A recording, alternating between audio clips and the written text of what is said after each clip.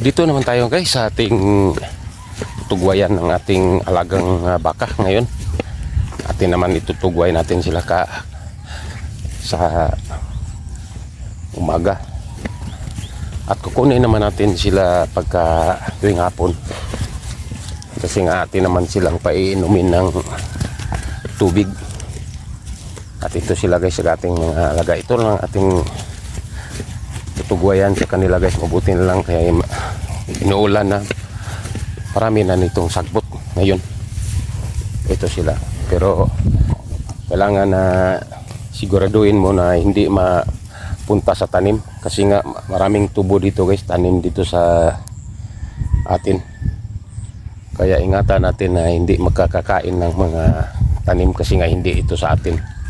At baka lang makabayad lang tayo nito kung makakakain ng tubo.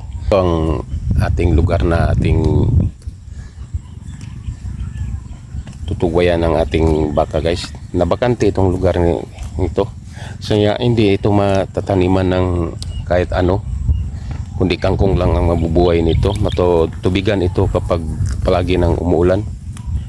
Kaya hindi ito mabuhayan ng tanim. Kundi kangkong lang.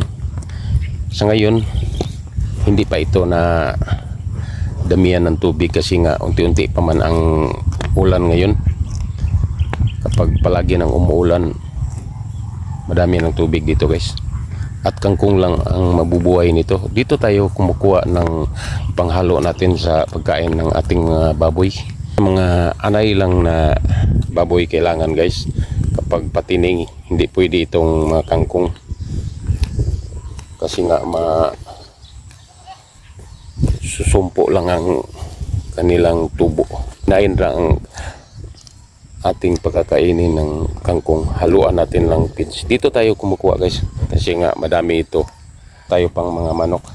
Pagkatapos nito sa pagtutugway natin itong pagkakainin ng ating mga manok ngayon.